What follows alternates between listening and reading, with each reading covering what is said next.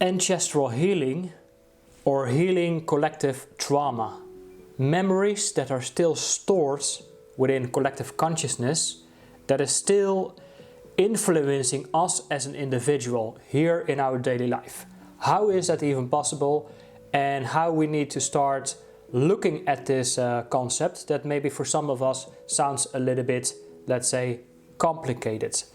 It's not really that complicated, but I must admit this is really for those who are really highly dedicated to their own personal development, spiritual healing, self-healing journey, and who have perhaps already been through, let's say, called childhood emotional healing or childhood emotional trauma, who have already been through that and recognized, okay, so I am here to resolve a lot of things that actually happened to me that should not have happened to me, or things that should have happened but did not happen. Okay, and then we're speaking more about emotional neglect. I think this is very relevant for men as well, because also within for men, you know, we always have been like, you know, like, hey, you know, there you are, go and figure things out on your own. We have been completely missing out a so-called initiation from boyhood into manhood, and many of us really have been, you know, kind of like left alone here. Good luck with your need for survival.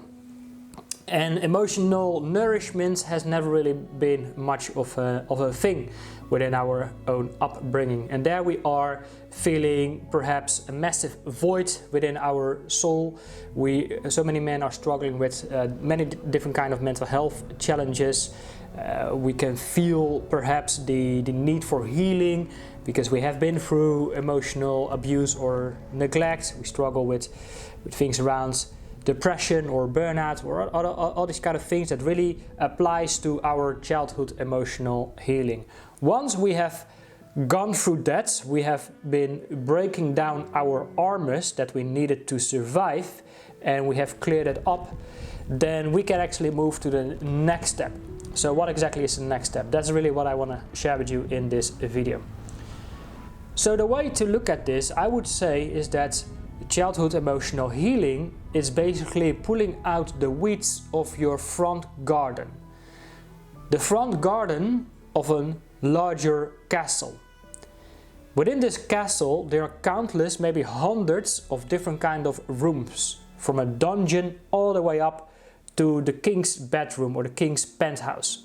And every room represents, let's say, a different kind of lifetime. A different kind of lifetime experience.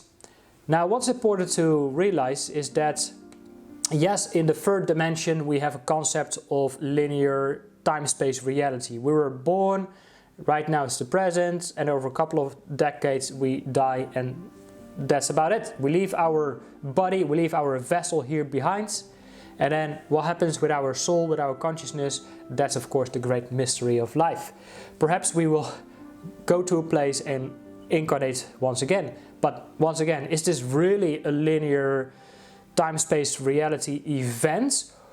Or can we experience multiple realities or lifetimes or places of human history all in once simultaneously? So yes, we have this lifetime right now, but what if within parallel realities different lifetimes are also occurring right now here in this very second? And somewhat we are still like kind of connected to this through our collective consciousness. So let's explore this concept of collective consciousness a little bit further, because I think this is very, very relevant also to nowadays of where we are at in today's world and society. I think we can all agree that modern day, in the way we are living, is that humanity is kind of like at a dead end, at a dead road, and that we must somewhat return and to see where we actually came from that led us where we are right now today.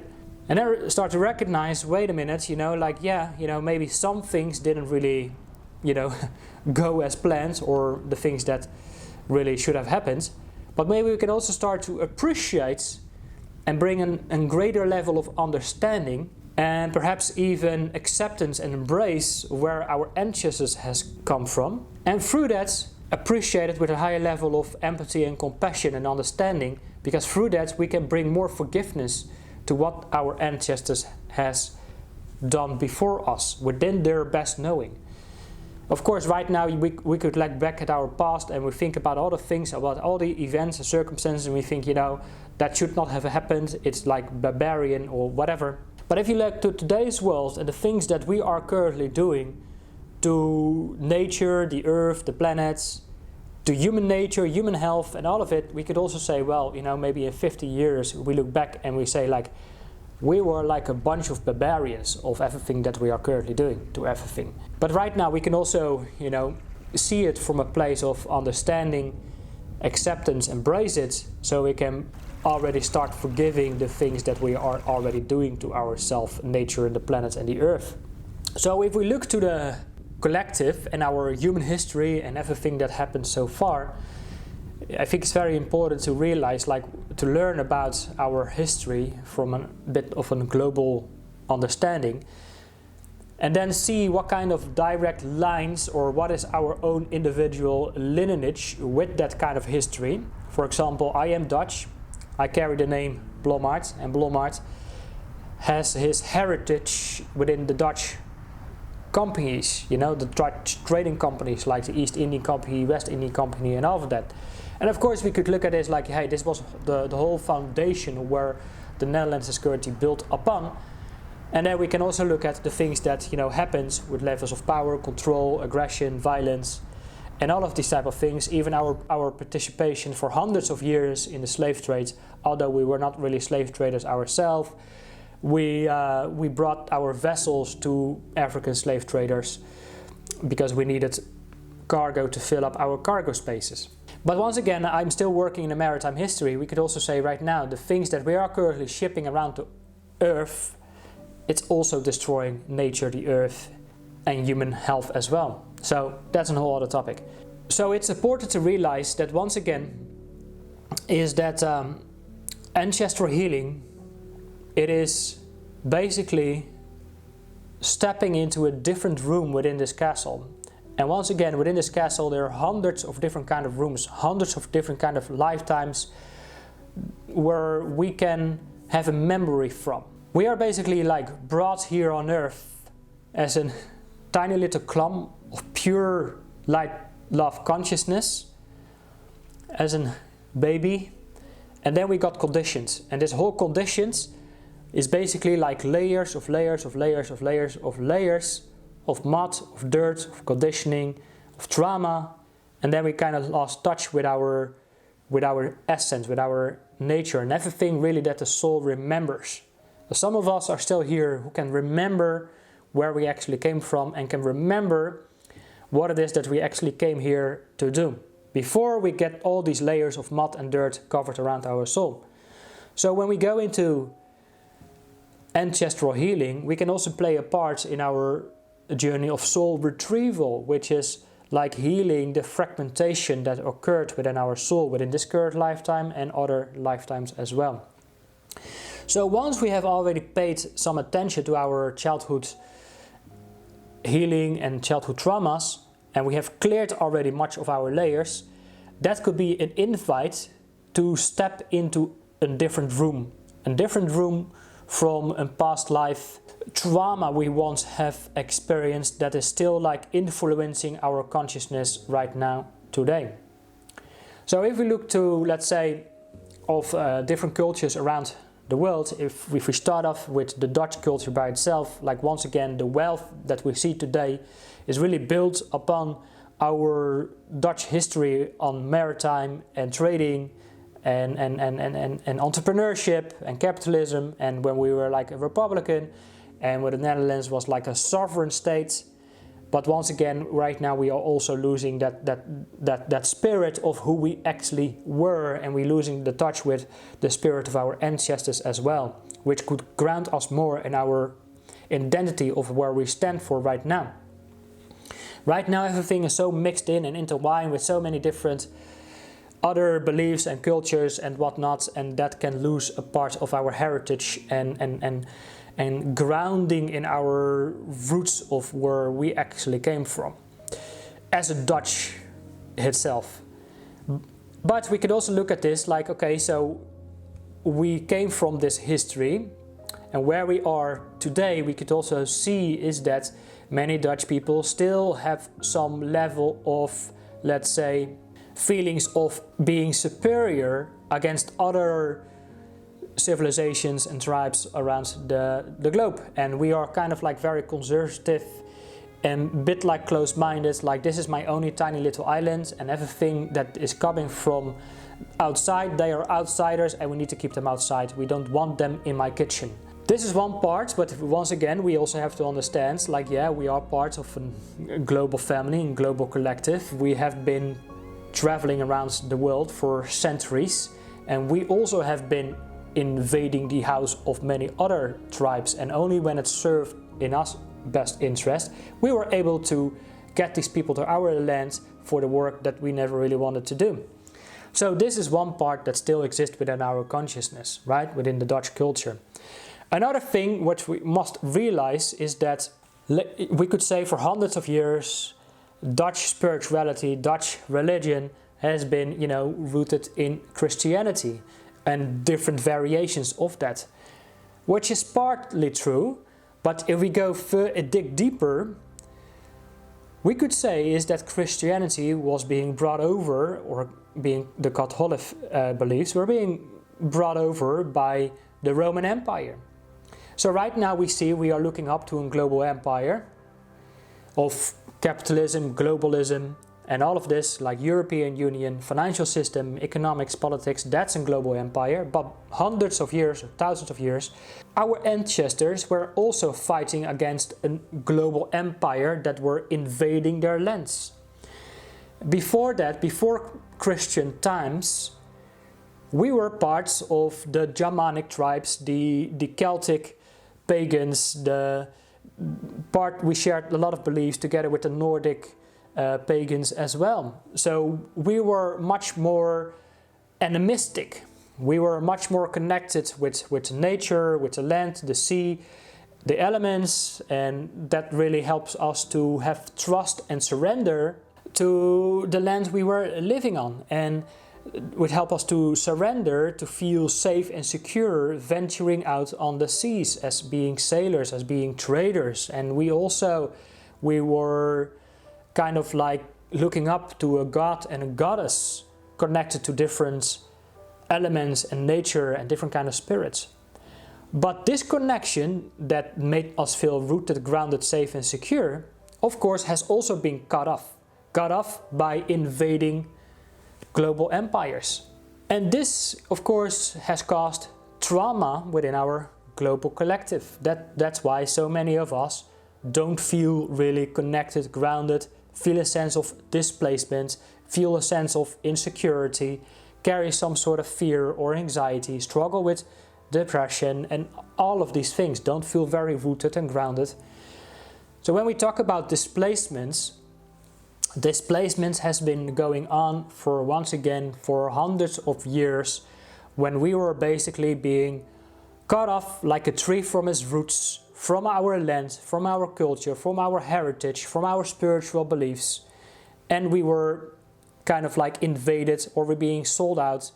And we have been doing this to other tribes around the world. Think about, you know, the slave trade in West Africa, where we have been shipping over 14 or 16 millions of people. We have cut them away from their lands and we have shipped them to other parts of the world. Think about the colonies in the northern parts of Brazil, Suriname, the rivers, the plantains, Central America. And also, of course, we have been invading, as the Dutch, parts of North America, around the Hudson and the Delaware region, where we as merchant traders thought it was a good idea to bring our liquor and spirits and alcohol to the Native American tribes. And now we all know what alcohol and spirits have been done to the Native Americans, which caused addictions into alcoholism, and that really has completely destroyed their connection with their animistic way of life, where they felt connected with the spirits of the land and everything that existed between us. So we were disconnected, displaced from our own nature, and then we have done it to many other civilizations around the world as well. And we have called it progress. And now we know exactly where progress has brought us today, at a dead end. So now we must come back to look at where our ancestors have been throughout our histories, not only bring another level of understanding, acceptance and embrace where they have been, bring compassion and empathy towards that, so we can bring forgiveness to the mistakes that they maybe have made. And then really see a level of pride into what they have done, and bring more in all the goodness of what they have been building upon as a legacy to enjoy it for future generations. So to move forward into this, it is really like opening up the minds to different states of consciousness through, let's say, an ancestral healing journey where you can work together with a shaman who can bring your mind into a trance state where your mind gets into an alpha state of being, and that can really get you into a visionary state of being. And then what will happen is kind of like through an altar, through a ritual, there will be like an energetic portal or vortex will be opened where the energy of the spirits and the guides will be brought in. It also will serve as a place of being safe and secure to protect you against everything that is not welcome. And through this vortex you will be journaling through a shamanic journaling process, and then you will basically, let's say, meet your gatekeeper from either your mother's side, your father's side, your mother lineage or your father lineage, which can go back for many generations. And this gatekeeper is basically serving as a so-called as a librarian who have access to, let's say, called the Akashic records. Once again, the Akashic records is like an infinite library or the web of life where there are countless so-called books of information that holds information, awareness, consciousness, memories. And he will get the file, or he will guide you through the room that currently is most relevant for you in order to relive it, is to draw insights out of it. And through these new insights you can once again relive it, so you can start to embrace it and find another level of understanding of how the energy within this room of this lifetime is still kind of like affecting you in today's world and your daily life. So that what needs to be forgiven and healed can be accessed, but also, of course, ways to find new levels of inspiration and insights will be given to you as well in order to feel more empowered, rooted and grounded in your own true nature, really your own true authentic self. So this is kind of like how the journey of ancestral healing can look like, where you can start to embrace more of who you truly are and recognize, see exactly where you came from. And this can really amplify your personal identity and your self-image and how you carry yourself in this lifetime. And it can bring insight of what it is that you are truly here to do. Not like do everything like your ancestors were doing, although this could be a part of it, but then build upon of what it is that you have to do here. The things you have to look at from your primary life purpose and of course your secondary life purpose. I spoke about in my last video, you can check it out. So I know this is a lot of information already, and of course this is something a lot of to progress, and this can go very, very far, very, very deep, and all the levels of trauma that still carries within our soul. And I will continue, of course, to make more videos about it, as I'm also always continue to develop my understanding in this journey as well, as this can go very, very deep. And it is kind of exciting as well. It's interesting because it can open up so many different kind of doors in different kind of realities. And it's really, really fascinating to do this, because what we see, once again, the world we live in is like on a descending way of life, and lots of people feel really incredible lost in that of going with this sense of degrading themselves, both man, woman, the masculine, the feminine, where our nature and biology is basically being split off. And although in different parts of the world we might see some level of safety and security, but then we sense that there is like another level of psychological or spiritual warfare going on that is really causing senses of displacement within ourselves. And that's why it's more important to find a way to ground ourselves, root ourselves within our own nature of who we truly are, and reconnect with our essence or true authentic self. So I hope it was helpful. In case you have any questions or you want to leave some thoughts on this, then feel free to drop your comments below, and I look forward to see you all in my next videos. Take care for now. Bye bye.